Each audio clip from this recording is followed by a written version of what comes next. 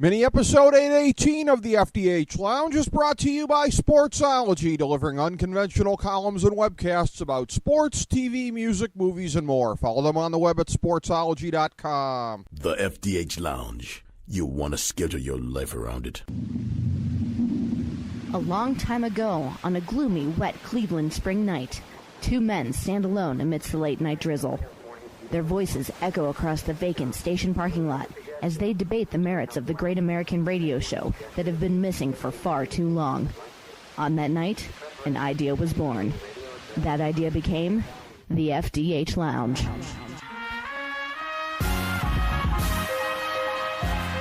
Welcome to the FDH Lounge. Hello, everyone. Welcome to FDH Lounge mini episode number 618. You've got FDH managing partner Rick Morris with you here today for a very special breakdown of the 2017 NCAA Hoops Tournament. And I have an all-star cast with me here today. First and foremost on the line right now, my good friend, my longtime friend, FDH Director of Research and a fellow FDH Original Dignitary, my good friend Nate Noy. Nate, how you doing today, my man? Doing great, Rick. Don't know if I could class myself as first and foremost in any measure, but I'll take it. So thank you. Well, I like to throw whatever complimentary cliches I can, and I have to have some to spare for the next gentleman I see has just popped up on the phone lines here. A real East Coast media maven here, whether it be WFAN, SNY, the STN.net, where he has been known to do the occasional podcast, or also on Sportsology Radio with another gentleman who's going to be popping up shortly, my good friend, FDH Dignitary Steve Kallas. Steve, good to have you on, brother. How you doing? Great to be with you, Rick. Looking forward to this with this star-studded panel. Absolutely. And we're going to have coming on here momentarily your partner on the Sportsology Radio podcast that you regularly record on Tuesdays, good friend Joe Staszak, longtime Philadelphia radio and TV host. But again, we got a lot to get to here today. We don't have Joe on the lines with us yet, so we'll just put him last in order as we do our first go-around here. With a couple of us doing this here, we're just going to basically go by region and just basically sort of pick the high spots here as we go through region by region and what you guys think is going to be the case. We're going to go upper left, upper right, lower right, basically the same way that people would tend to read their brackets. So we're going to start in the East, and I'll start with you, Nate. One of the macro stories as I see it, the number one seed overall, Villanova, coming in here. They're a team that has returned a lot of players from last year's championship team, pretty much all the important ones anyways, just about. And they're the epitome of essentially the team concept here in a year where we've got the most star-studded draft, I would say, since 2003, and a draft that's expected to rank up there with 92, 96, 2003, the great drafts of our lifetime. So you've got a team that's really sort of bucking the zeitgeist of 2017 that's in that spot trying to repeat. Absolutely, Rick. And, I think there's a couple hidden gems in this region as well. I mean, I think it all comes – Vegas says basically Nova Duke under 2-1 for both of them. So, take your chances, bet on one of those two. That's what Vegas thinks. But I really think both Florida and SMU are deep sleepers. Not even deep. I think they're live dogs, especially SMU who, when we talk about this tournament, we look at some of the things the committee does. And one of the things the committee did is before the games on Sunday, they slotted in SMU and Cincinnati on 6 lines playing opposite play-in game winners. And you and I have talked about the play-in. It's only been around for 6 years, but every single season there's been the play-in games. Every single season one of those teams has won a game in the actual tournament. I don't think that's the case this year. I think they way underseeded both SMU and Cincinnati, two teams that should have been looking at the 3-4 line. If you look at the power rankings, the Sagarin of 19 and RPI of 13 for SMU, they should have been on the 4 or 5 line. No way should they have been on the 6. Same thing with Cincinnati. They're a team that the top 15 RPI and Sagarin ranking. But, again, we're talking about the East now. I like SMU in the Sweet 16. Villanova, Duke, chalk picks out there. And I really like Florida to advance out of Orlando as well. And I'm picking Duke in this region, but I will not be surprised at all if Florida or SMU are able to go into New York City and bring home one of these. One of these regions is not going to be represented by 1 or 2. I'm going to save that for later. I'm going to go with Duke. But like I said, I like Florida and SMU. I think the committee really did some disservice to the American Athletic Association this year with what they did with UC and SMU. And hopefully this will be the year that those 11 play-in seeds don't get through that first round, because I don't think they will, and they won't be in my bracket. That's a very good point. And Duke, in terms of looking at that, I heard somebody on one of the Talking Heads shows, I think it was on ESPN, point out that they always have a strong following for games at MSG where, lo and behold, they would be playing in the final 2 rounds here leading up to the Final Four, the Elite 8 and the round of 16. So you've got that to look forward to potentially if you're Villanova on the other side playing Duke in a very, very friendly atmosphere. Speaking of Villanova, I see we have on the phone lines good friend, Villanova alum and aforementioned longtime Philly media host, Joe Staszak, a good friend. We're going to get to him subsequently here for his points on the first bracket here in the East. Want to go to his partner on their regular podcast, Steve Kallas. Steve, get your thoughts on the East and how you see it shaping up. Yeah, I agree with Nate on SMU. I think they can make a run and win a couple of games. I'm not quite there with Florida. Their center was hurt. I don't know that they can make a run. But I'm going to speak briefly to the notion of Duke having a home game at MSG. I mean, Villanova is, 90 miles down the road in Philly. True. So I don't think it's going to be that big an advantage, although I'm going to pick Duke because I really thought Duke would be a number 1 seed. It was interesting to listen to the Michigan State AD, Mark Kallas, who was the chairman of the selection committee, talk about how Duke was a 4 seed before the tournament started. They actually start to seed teams before these tournaments start. He talked about putting Duke as a 4 seed. So his defense was they swept through the 4 that was above them. They swept through all of the 3s. They swept through a 2 and finished like the number 7 overall seed. But out of the other side of his mouth comes the head-to-head is so important. And as all you guys know, Duke beat North Carolina 2 out of 3, including coming back from a 13-point deficit, which I thought was terrible coaching by Roy Williams. I mean, he had to take Berry out, but he never put him back in. By the time when he took him out, I think they were up 8, and they went up to 13. But when he put him back in, they were down 7, and the game was over. So I thought it was really poor coaching by Roy Williams, and I'm not big on Roy Williams as a coach, but we'll get to that when we get to that side of the bracket, although he has a great team. So I have Duke and Villanova making it and Duke going to the Final Four, but I do have SMU winning a couple of games. I also like Marquette. That's a minor upset over South Carolina.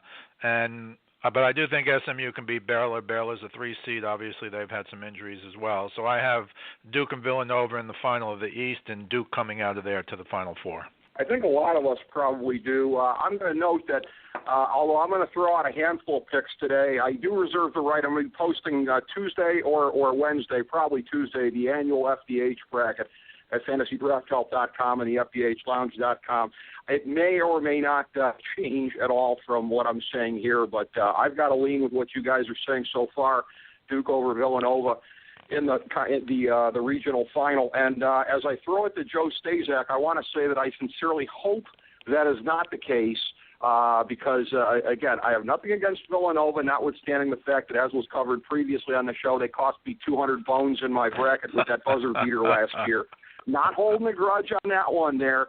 And like all right-thinking people everywhere, I loathe Duke. So I hope I'm wrong on that. I'm sure Joe has lots of thoughts on how I'm wrong about that. So, Joe, welcome to the program, my man. And how do you see the East shaping up?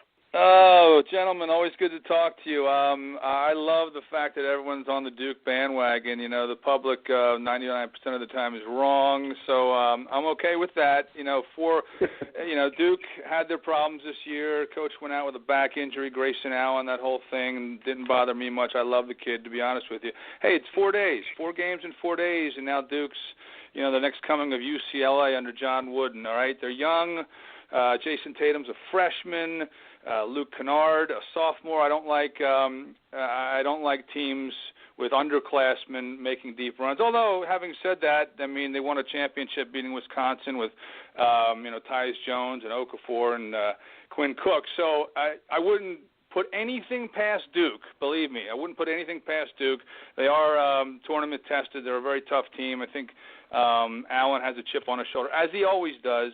But I'm still going to go with Nova. They've been the most consistent team all year, maybe other than Kansas. Both teams, the only two teams to be in the top 10 all season.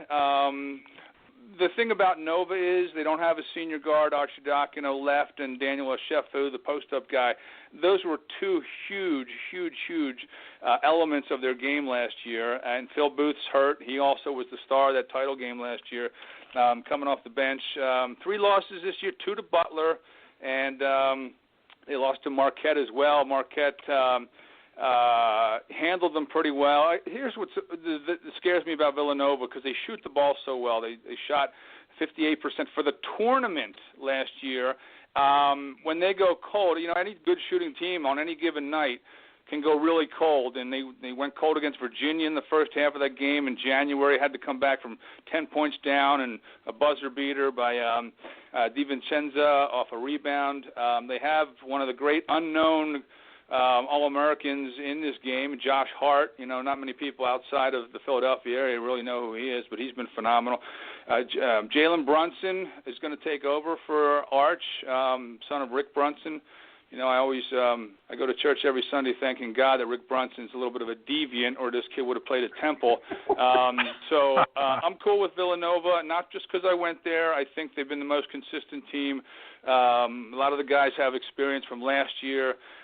Probably will meet Duke to get there, but I like Villanova. It's a tough bracket, guys. It's a monster bracket. If you look all the way down the list, UVA almost knocked them off. Florida, I know their center's hurt, like Steve said. SMU, they've lost one game since December. Baylor was a top team this year for the first time in forever. Before turning the ball over 29 times in their debut. Again, Duke, Wisconsin, I wouldn't count them out. And then you have Marquette, one of the two teams that's beaten Villanova this year. But I think they're the most consistent team. They have been all year, and I'm going Nova out of the East. Okay, all right. From your lips to God's ears, as I say, I certainly hope I'm wrong on Duke, as do I'm sure the majority of people who didn't go to Duke who are picking them. Let's inverse the order here as we go to the West. I'll start with you, Joe, as we look at this.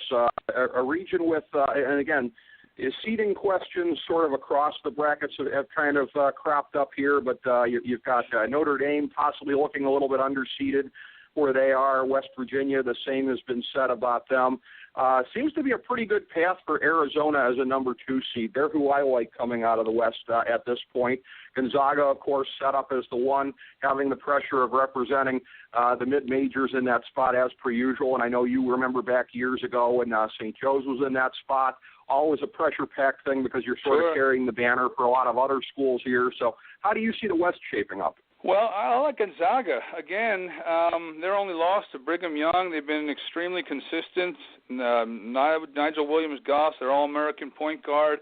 Their center, Karnowski, Zach Collins coming off the bench, possibly a top pick in the NBA draft. I don't know. I know their history tells you that they're not going to advance, and they'll stumble along the way somewhere. Why? Because they're Gonzaga.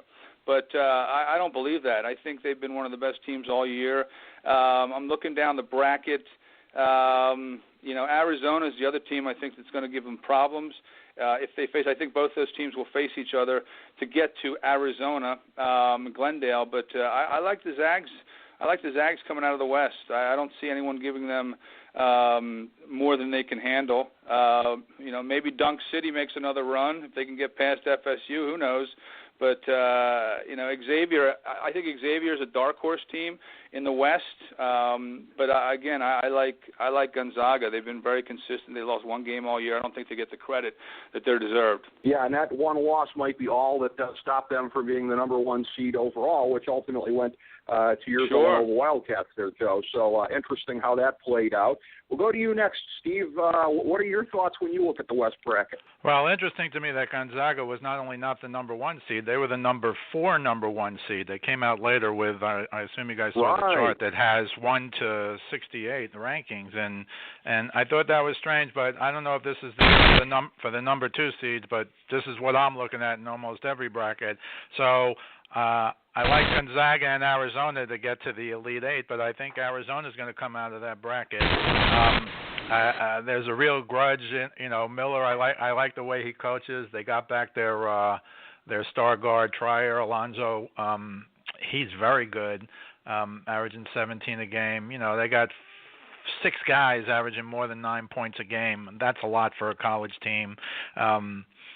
I've got a couple I hope Northwestern gets a win in the tournament because that's a great story. I agree with, I think both of you guys said Notre Dame and West Virginia were undefeated, but that's going to be a second-round matchup. That's a heck of a matchup, even though it's a 4-5, assuming they get through, which I think they will. The one upset I'll pick there is I like Florida Gulf Coast to not only beat Florida State, I give them a chance to beat the winner of Maryland and Xavier. I'm not a Leonard Hamilton fan. He's been down there for a long time. He's had a lot of success in the regular season. He really hasn't had a lot of success in the postseason and the tournament. I don't know that Florida Gulf Coast is Dunk City, but I think they're a very good team. I actually caught them on TV once. And, they got a few guys of their own who can play, who I think, again, they'll have a chance to win, in my view, not just one game, but possibly 2. So that would be my sleeper to get to the Sweet 16. But again, it's almost chalk at the end for me. But I do have Arizona over Gonzaga in the Elite 8 to make it to the Final Four. Well, actually, Steve, that means that your Elite 8 and the outcomes looking exactly like what mine is thus far. Because I would agree with you on the shape of that one there. Florida is that a good thing, Rick? Is that a good thing? Yeah. I think that's a good thing. A couple of sharp guys like me and you agreeing on something here, that can only mean money. I would think anyway. But, just quickly, if I could, on Florida Gulf Coast, if most people don't know anything about them, they've got 3 guards who are very good. Goodwin averages 18 points a game, Zach Johnson 12 a game, and Terrell averages 10 a game. But they also have a good big man, this Demetrius Morant, who's 11 points, 8 rebounds a game. So they're not only, I know you go back to Andy Enfield in Dunk City 2013, I think that was, but they were also in the tournament last year, and these guys also have tournament experience. And again, I'm not sure about the teams they're playing, either health-wise or ability to play in the tournament-wise. That's why I think they can make a run. Well, Florida Gulf Coast, I'll tell you what, and again, for any of us that see it regularly on Facebook, FDH senior editor Jason Jones, who attended there briefly, a big homer for them. And so somebody in the FDH family who will be very, very much hoping that you are in the right with that pick there. And speaking of Jason, he is an original FDH Lounge dignitary, as is my man Nate Noy, our director of research here at FDH. So, Nate, as we turn to you for the Western bracket here, the pool that are shaping up in there, how do you see it playing out? In terms of the committee playing games with people, I really believe this is the bracket. They did a lot outside of the South, but this one they did. First thing, when I analyze these brackets, I start from the bottom and decide, okay, where do these 6 teams belong, yada, yada, straight up through the conferences. I got to the Summit, which was ranked 17th in the RPI and 15th in the Sagarin, and it's not like the team that won the Summit, South Dakota State, was the worst team in history. They didn't have a losing record. This is a mid-major conference, and their champion got a 16 seed, oh, by the way, against Gonzaga. So this is likely the strongest 16 seed we've seen in quite some time. Yeah, the line's 23. Yeah, Gonzaga's supposed to win. But then they turned around and they took the team with the number 4 Sagarin ranking in the whole country, West Virginia, and stuck them right up there against Gonzaga as well. I got West Virginia winning this bracket. I think they can get through Arizona, and I really think they're also looking ahead to have a Chris Mack, Sean Miller trip to San Jose here. The fact that Florida Gulf Coast, I've dog, you've got Orlando is where those games are going to be played. You've got Florida fans there rooting against Florida State. If Florida State does beat Gulf Coast, you're still going to have Florida fans rooting against them when they play Xavier. I like Xavier to come out, play Arizona, and I like Bob Huggins to take his team to the Final Four, knocking off Arizona out there in San Jose. I think West Virginia is a very underrated team, and I just don't have much faith in Gonzaga. The committee stacked some tables against them in this one. Well, people have been saying this is possibly Bob Huggins' best team in quite some time. Very interesting that you make that observation there. And you had said to me off air about Gonzaga drawing a very strong 16 seed.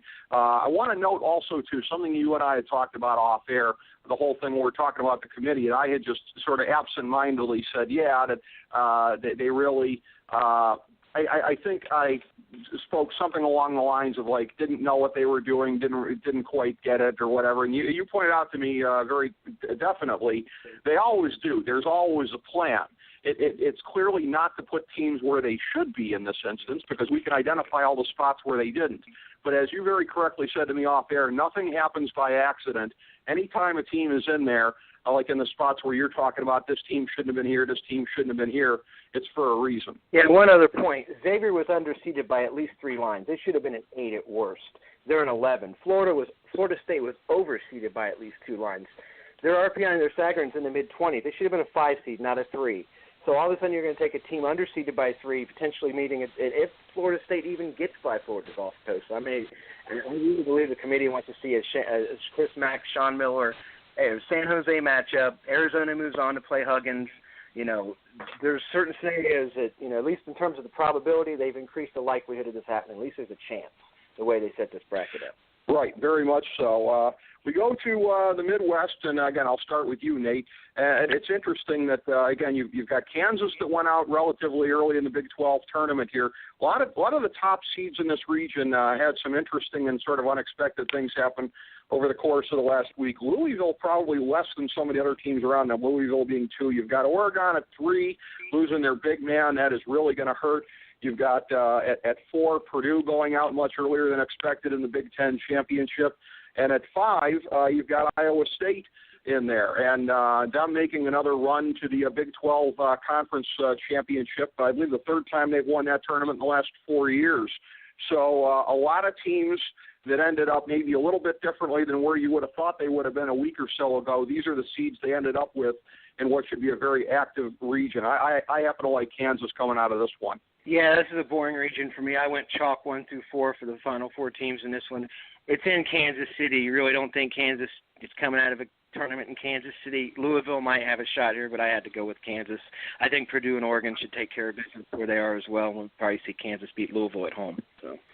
Yeah, and that, again, as you look at that, it is very interesting. So I know you always pay attention to the cities the teams are playing in. Also, for as you mentioned before about the game with Florida State and Florida Gulf Coast, who other fans might be rooting for in the arena at the time there. I know that you really go into the intricacy of that more than most people. I think that is to be applauded. I'll turn to you, Steve. I know this is a region that you must have a lot of thoughts about here as we look at this, and you even get down to a marquee program, albeit not in their best year, Michigan State, in there as a 9 seed. That looks like a very intriguing first-round matchup with number 8 Miami. Michigan, which went on that stunning run to the Big Ten championship, nonetheless only getting a number 7 seed. A lot of interesting stories here in the Midwest, Steve.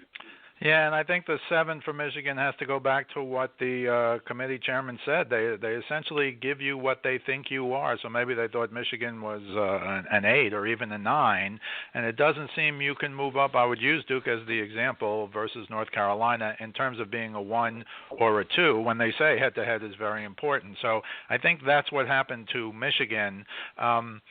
But the team I think that can make a little run here, at least I've got them winning 2 games, is Rhode Island. Because Rhode Island, and again, I'm in the Northeast, so I see them once in a while, but Rhode Island had a ton of injuries very early on. They are very athletic. They're healthy. They have an 8-game winning streak. They got 2 guys who can really play. Matthews and Hassan Martin, these guys are very good players, but it's more about health and being, I think even their 24-9 record is phony because it should be better because, again, they were dealing with injuries all year, and I'm sure you guys know their coach, Danny Hurley, who has done a nice job up there, and again, that's partly because Creighton has some injuries, Oregon lost Boucher, so I think Rhode Island can make a run, but I have chalk again, but once again, I'm going Louisville over Kansas because I'm not sold on Bill Self. Yes, he did win 1 title, but I think he's had 6 opportunities to go. I think they've been a number 1 seed 5 or 6 times, and they've been to the Final Four once. So I've got Louisville. Maybe this is picking coaches as opposed to teams, but I'm picking Pitino over Bill Self to get to the Final Four. Well, that's the first point at which you and I diverge because I've got Kansas over Louisville. in the finals. Interesting how a lot of us are going with the very highest seeds, and a lot of times to make it to the Elite Eight. It just seems like one of those kind of years when you really might kind of get the strong chalk representing in the later rounds there. With you picking Louisville, I can't wait to see what you're going to say about the South here, because we have a chance for a huge Final Four matchup like we did a couple of years ago, depending on who you pick out of the South. But before we get to the South, we have to finish our look at the Midwest here. So, Joe, you've had a chance to absorb the takes from the other guys here. Your thoughts on what looks to be a very interesting region. I know Nate thought that it was kind of boring and kind of predictable as far as how it might go, but how do you see it shaping up? Boy, no one's talking about the Gales, huh? Iona, the Gales making a run this year. No, not so much. I'm going to go with the shell answer, man. Steve Kallas. I like Louisville as well. Kansas, like Steve said. I mean, I know Bill Self won a title in 2009. He needed a miracle shot by Mario Chalmers, and he needed Derrick Rose to wilt in overtime. But I mean, Kansas is a strong team. Listen, they have three guards who average combined 50 points a game, and Frank Mason, Josh Jackson, Devontae Graham. They have good guard play, which usually, and they're a good defensive ball club, which usually carries you in the NCAA tournament. But they're Kansas, and, you know, until Kansas can prove to me something else, they're still Kansas. So I do like Louisville in that bracket. Like Steve said, I'm going to go with the coach there. I'm going to go with Pitino over Bill Self, and I don't think Iona really gets past Oregon, but I'd like to see something like that. Other than that, yeah, I don't think it's a great bracket. It doesn't seem to be too compelling, but, you know, having said that, you know, maybe that will be the most compelling bracket. But again, Kansas, I think on paper is the best team. They're obviously number one seed, but I like Louisville to come out of that.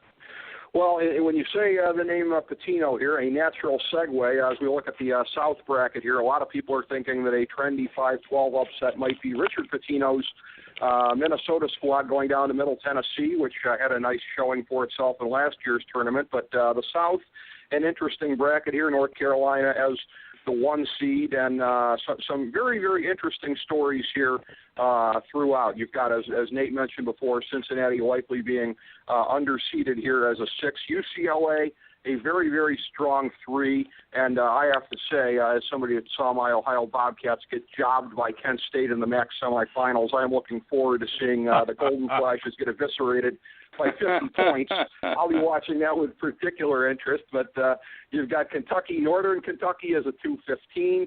You've got poor Dayton ending up, I'd say, wrong place, wrong time here with the worst 10 seed in the history of basketball. And by that I mean most undeserving of being that low, Wichita State. So that's going to be a very, very tough one for my home state, Dayton Flyers there. And I've got a friend that went there, but oh well, what are you going to do? But the South bracket, it seems to me, Joe, doesn't lack in intrigue at all. No, not at all. And you mentioned Wichita State. That's my team to come out of that region. They have, again, good guard play with Landry Shamet and Connor Frankham. Good three-point shooters, 45% for Shamet, 40% from their other guard. Again, I like guards in this tournament. And, you know, Wichita State, a 10 seed. They should probably be a 5 seed. But, you know, I think UNC, again, best team on paper, and they have a chip on their shoulder from the debacle that was last year. If you're a UNC fan, you know, coming back from 10 points down with under 5 minutes left, Marcus Page, that big shot, and then they lose. I'm not a big Roy Williams fan. I think he did a poor job on that last shot, no one guarding Jenkins, and he burned him. But, you know, they have the ACC Player of the Year in Justin Jackson, Joel Barry. I mean, they have 2 juniors right there. They have Kennedy Meeks, Isaac Hicks. I like upperclassmen in these tournaments. I think they're coming back with a chip on their shoulder. But, again, I don't think they get it done. I'm going to go with an upset. I'm going to go with Wichita State coming out of the South region. Very interesting, because I am going to have Kentucky over North Carolina in the regional final, which from a historical strength perspective, that's about as star-studded as an Elite Eight matchup can get just about. So, Steve, turning to you, I would guess very strongly that you would agree with Joe that this is a bracket that is loaded with intrigue. Loaded with intrigue, and I have to say I've watched a number of these shows where the ESPN experts and other experts all seem to pick UCLA to at least get to the Elite Eight, thereby I assume beating Kentucky. I'm not in that camp. Kentucky's guards all year, De'Aaron Fox and Malik Monk, I mean, these guys are already playing like they're juniors. I understand totally what Joe is saying about upperclassmen, and I kind of agree with it, but I think Kentucky is the exception to that rule. How this guy reloads, I don't think Calipari is the greatest game coach in the world, but he's the greatest recruiter ever. And I've got Kentucky and UNC in the Elite Eight, and I've got Kentucky beating them. But again, virtually everybody I've seen has UCLA beating Kentucky. I'm not seeing that. Again, I think Kentucky literally gets better week by week. You know, in the old days when you didn't have one-and-done players, in the old days when freshmen couldn't play, you could really have a sense of what a team is. Even if you saw them in December or January, they could get better for the tournament, but I don't think they can make the leaps and bounds that Kentucky has made a number of years over the last 4 or 5 years. Yes, they're not winning the national championship every year, but they are always a factor. So the upset I do have, though, I do have Middle Tennessee winning their first-round game against Minnesota. So maybe Rick Pitino wouldn't be happy with me, although I have him going to the Final Four. But Middle Tennessee, they're an interesting team. You know, they won. They have my favorite named player in the whole tournament. They have a good guard, and his name is Giddy Potts. Giddy Potts, 16 points, 6 rebounds a game, a good player. Ja'Cory Williams, 17 and 7, a very good player. I don't think they can beat Butler, although I do give them a chance, but I got Middle Tennessee getting a game. I have Seton Hall beating Arkansas. I'm sure Joe knows that Seton Hall almost beat Villanova. I mean, that was an excellent game. Seton Hall almost beat them. And did it last year. In the Big exactly. I think all you guys are right about Cincinnati, but I don't think they can beat UCLA, although I think they have a chance. So I have Kentucky and UNC, and I got Kentucky going to the Final Four. So you do have Kentucky versus Louisville in the Final Four, as was the case a couple of years ago. That is always it is so hard to understate or to overstate, I should say, what that means and the passions that are rivaled. And I think there was some story a couple of years ago about like some stabbing between a couple of old people at a dialysis clinic down there. And, you know, I would always put the over-under on something like that at like 3.5 statewide during the course of that week because the passions are very intense. Turning to you, Nate, I know that you are a close follower of the Kentucky program. And, again, for them, the benchmark at this point always is 2012. You look at the team there with the Brow, everything they were able to get done, the 1 year that they were able to live up to their potential and really get it done year in and year out. They have, if not the most star-studded team with the high school All-Americans, at least very close. This year's team, I don't think it should shock anybody if 5 years later they were able to do the same thing and get it done. They certainly have the star power. As Steve said, they're getting better week by week. So, Nate, I know that when you look at the bracket over here in the South, you always first turn your attention to what Kentucky's got going on. I look at their path, Rick, and it's insane. Wichita's a top 20 team. Everybody knows that. That should be a Sweet 16 matchup, not the second round. UCLA last week was ranked 3rd in the country. This week they're ranked 6th. Guess what? You're going to meet them, and that's a national semifinal game. Nope. You got to beat them to get the Elite Eight. What about North Carolina? That's a national semifinal. Nope. You got to beat them to get the Final Four. Then you got to beat Kansas or Louisville. That's a real national semifinal, and you probably have Duke waiting out there for you. So Kentucky's path is one of the most insane paths in history. They basically have to win like 3 or 4 national titles in this tournament just to get the trophy. But I still like to win the tournament. I mean, the committee stacked the deck against them again, and I'm still going to pick Kentucky. Hopefully people are thinking UCLA. I'll win some money this year in my brackets. But, you know, the committee did what they could to stack it against Kentucky. Wichita gets to be cannon fodder. You know, I don't know how good UCLA really is. A week ago, people thought they were the 3rd best team in the country. Clearly they can't be because they're a 3 seed. But the committee, you know, they do their thing, and they did it again this year. We certainly have some made-for-TV moments. I will say that in Milwaukee, I think Minnesota playing at home can get by both Mid-Tennessee, who's way underseeded. They should have been an 8 at worst. Giving them a 12 is a travesty. And get by Butler as well. They won't get by Carolina down in Memphis. But, you know, I like Kentucky to cut down the net space and your Chalky McChalk or Duke. But who's going to stop Duke? I don't know.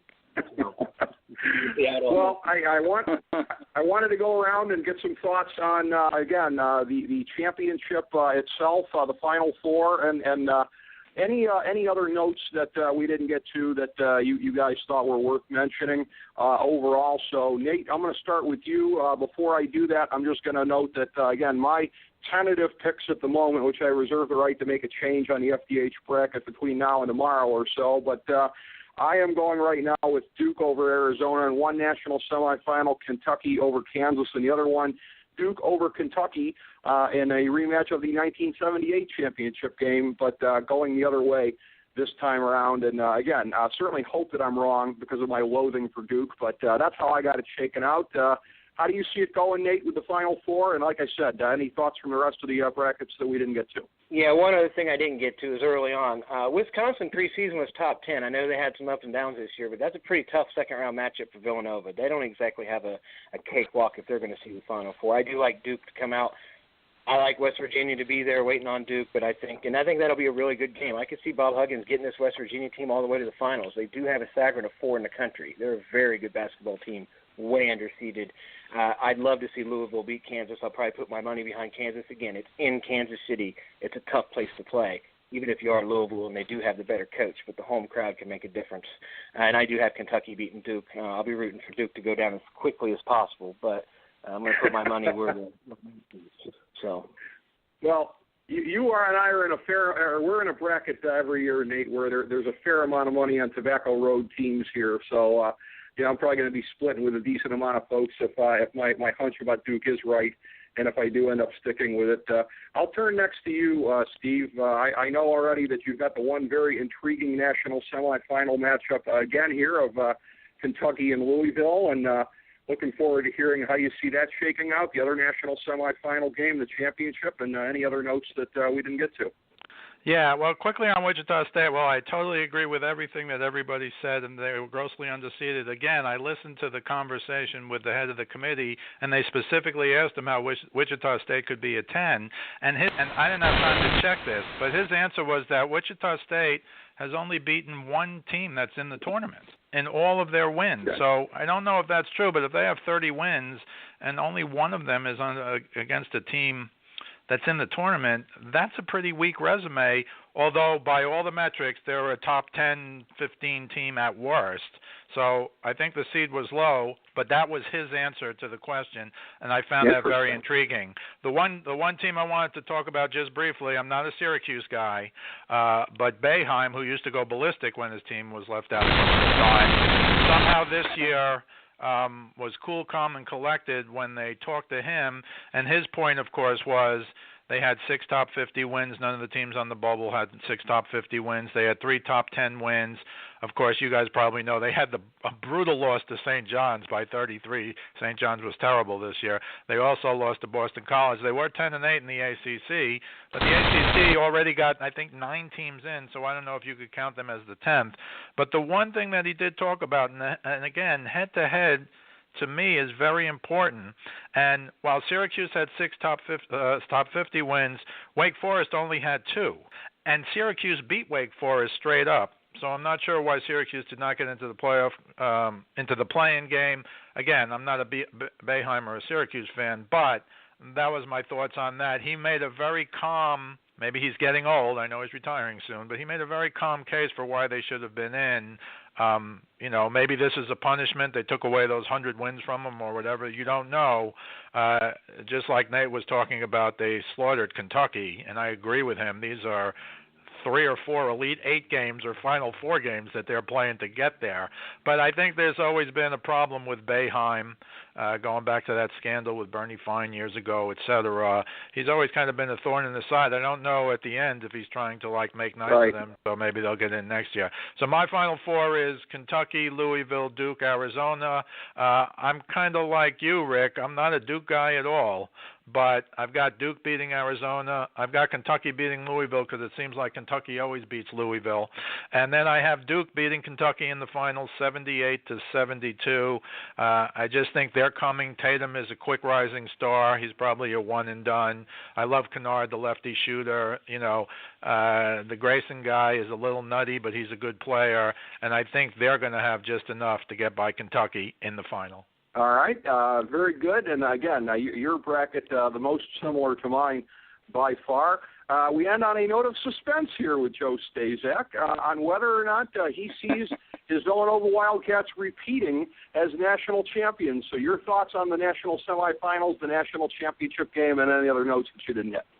After I'm done, someone needs to explain to me why everyone hates Jim Boeheim. I think he's done an excellent job at Cuse. I get. But you got to give it to him for some of the things he's done. They made it to the Final Four last year before they got smoked by NC. I mean, they kind of came out of nowhere. He has won a national title with Akeem Warwick and that squad and Mello back in the day.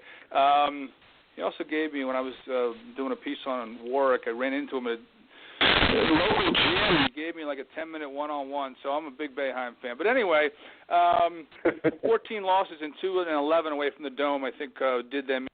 I have Wichita State as my dark horse sleeper because I just can't have like all number ones and a two for the Final Four. I really think UNC, though, is probably has the best chance of winning it all.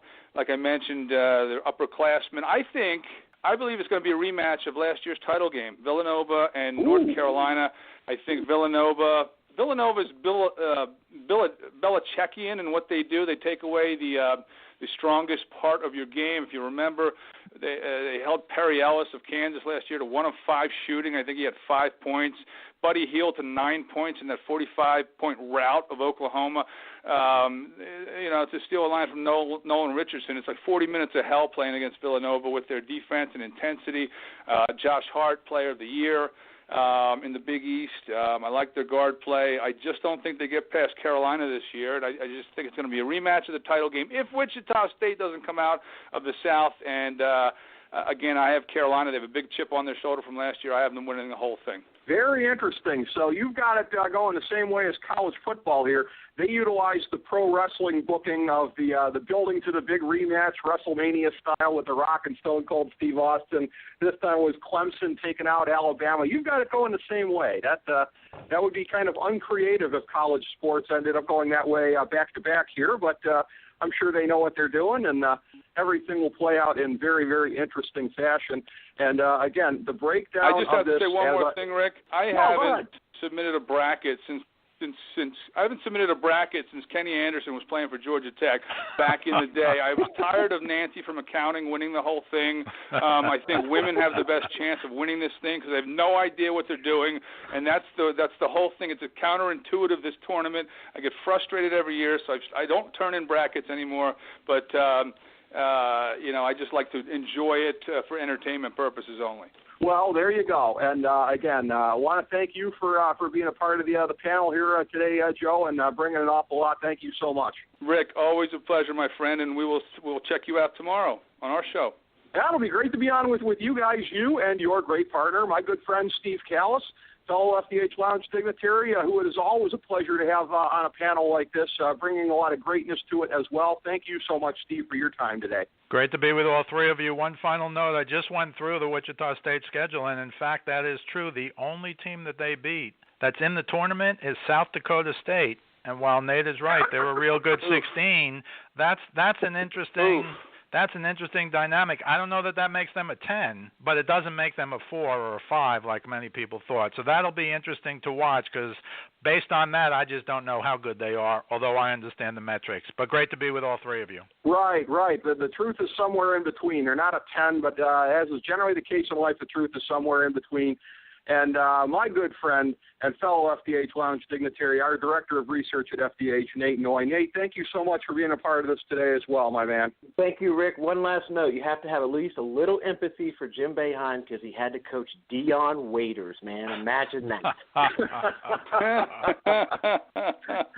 See, for me as a guy who just doesn't like his act or Syracuse in general, I would regard that as just desserts. But that's why we all see these things differently. So, but again, a pleasure to break it down. And I would say to anybody else looking to do a final breakdown this year, top that, because this panel with these three gentlemen couldn't have done any better at all. Thank you so much, everybody, for checking us out today on FDH Lounge mini episode number 818. As we bring the show to a close, we would like to extend our deepest gratitude to NBC, CBS, ABC, Fox, all Clear Channel affiliates, TNT, TBS, USA, UPN, Deadspin.com, YouTube.com, YTMND.com, MySpace.com, various blogs, Fox News, CNN, CNBC, MSNBC, IamBoard.com, Billboard.com, Google.com, ESPN, ESPN2, ESPN News, ESPN Classic, NBA TV, NFL Network, Sports Time Ohio, Athlon Magazine, Comedy Central, Cartoon Network, The Boomerang Channel, QVC, BET, The Spice Channel, Steno Notebooks, Manwich, Papermate Office Supplies, waitresses, strippers, bartenders, garbage men, janitors, microwave popcorn, the writers of The Office, Scrubs, Entourage, My Name is Earl, Oz, Metalocalypse and the Boondocks, Aquafina, and the periodic table of elements.